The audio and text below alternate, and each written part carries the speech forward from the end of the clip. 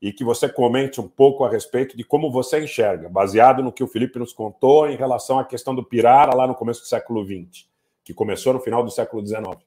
Baseado em tudo que a gente recebe de informações que, inclusive, reiteradamente trocamos entre nós, nossos grupos, sobre a influência de ONGs, de governos estrangeiros, de grandes corporações na Amazônia.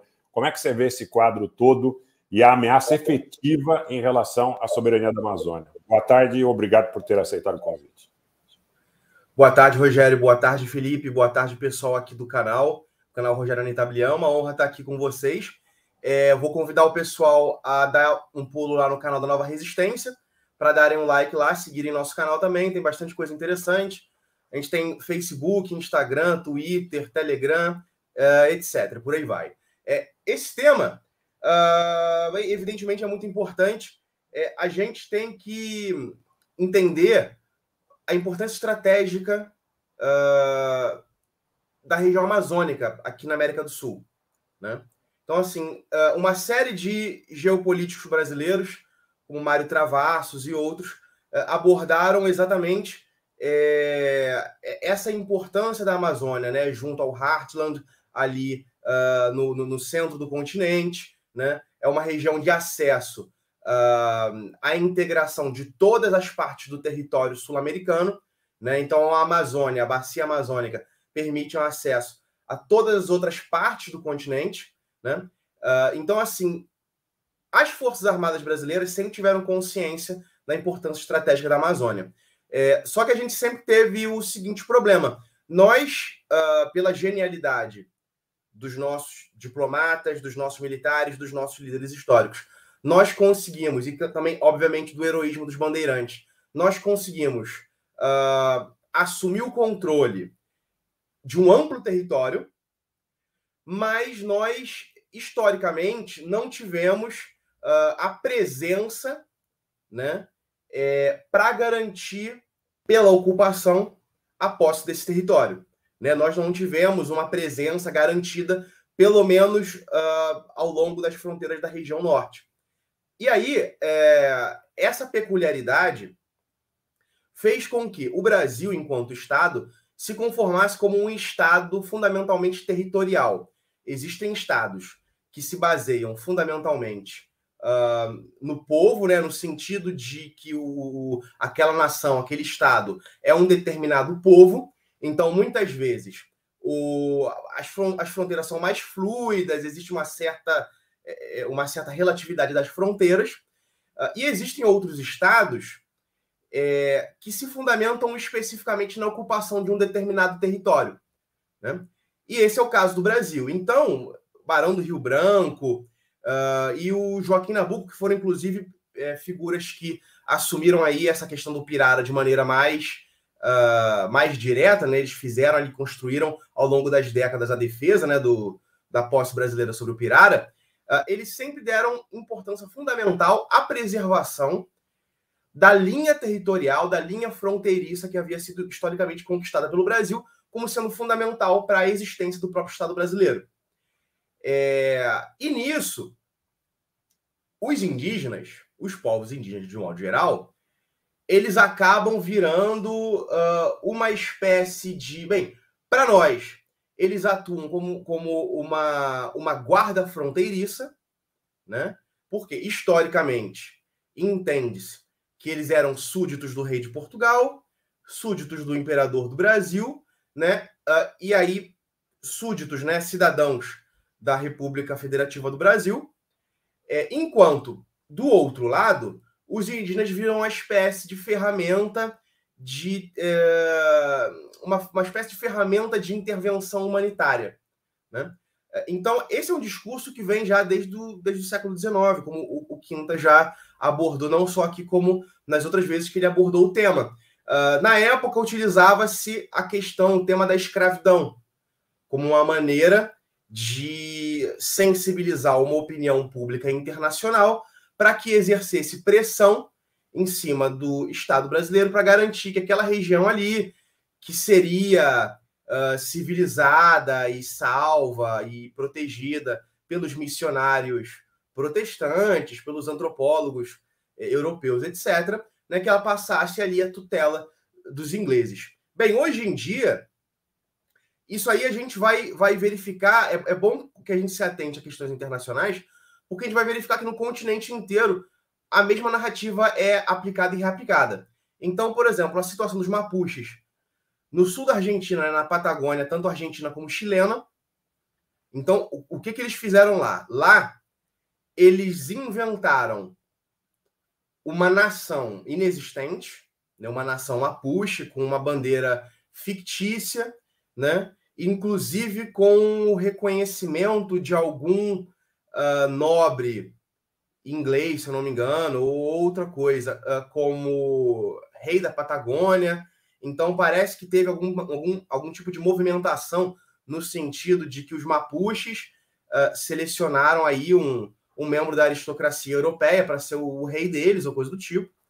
Isso teve um reconhecimento muito limitado, mas existe, né? A gente vê algo similar nos Andes, onde existe uma tensão ali entre o Estado boliviano, o Estado peruano e ali a organização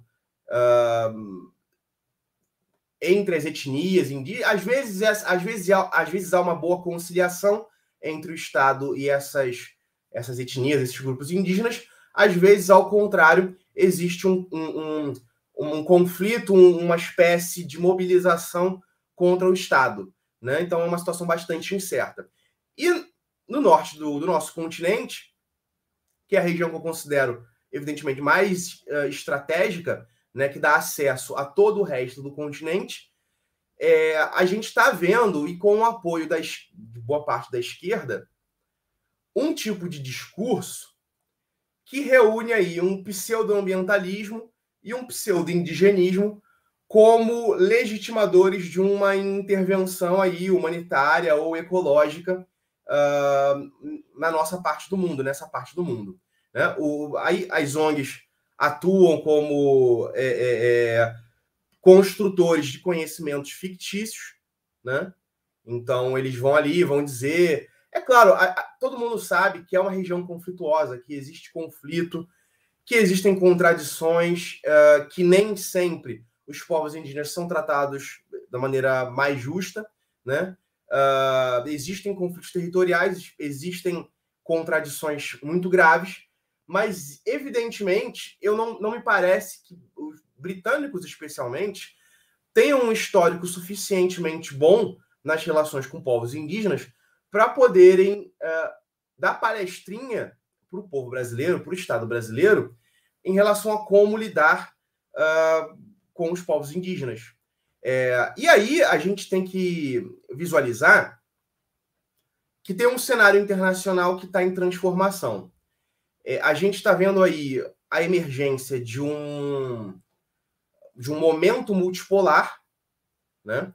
Então, a vitória russa na Ucrânia, bastante inevitável, vai fazer a unipolaridade se retrair, e esse momento multipolar, né, que não é ainda uma ordem multipolar, porque para isso as lideranças mundiais têm que sentar para reorganizar a arquitetura global, vai ser um momento multipolar.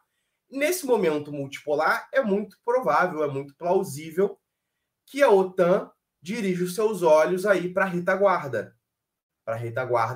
geográfica global desse mundo atlantista, que é a região das Américas, que é onde estamos.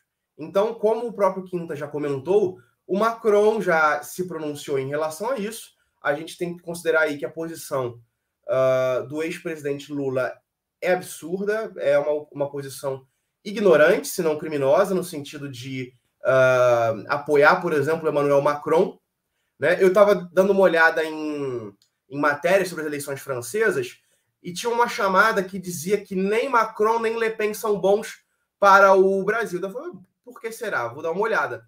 E ele dizia que a Le Pen não era boa para o Brasil porque ela não havia comentado sobre o Brasil, não havia escrito muito. Bem, isso é muito melhor para a gente do que o Macron, que está falando aí sobre tomar território brasileiro, né? Eu, na verdade, fui dar uma olhada no programa da Le Pen e, na verdade, ela diz que tem interesse em acordos bilaterais com o Brasil, blá, blá, blá, blá, blá, blá. Ótimo, excelente. a gente também tem interesse em acordos bilaterais aí com a França, com vários países, né? Desde que seja o nosso interesse. Agora, a situação do Macron é muito pior, né? E existe no programa do Macron também, e a gente, a essa altura do campeonato, véspera das eleições lá, a gente pode dizer que é bem provável que ele vença as eleições, então a gente já pode ir trabalhando com a hipótese da vitória do Macron. No programa dele, existe ali um projeto na parte externa de aumento da presença militar no Outre-mer, né, nas regiões ultramarinas francesas, o que inclui, obviamente, a Guiana Francesa. Então, é parte do programa dele aumentar a presença militar ali na Guiana Francesa. Do âmbito da Grã-Bretanha, a gente tem que recordar que após o Brexit, a Grã-Bretanha está diante de duas possibilidades geopolíticas. Uma é tentar se afirmar mais uma vez como um polo independente, né?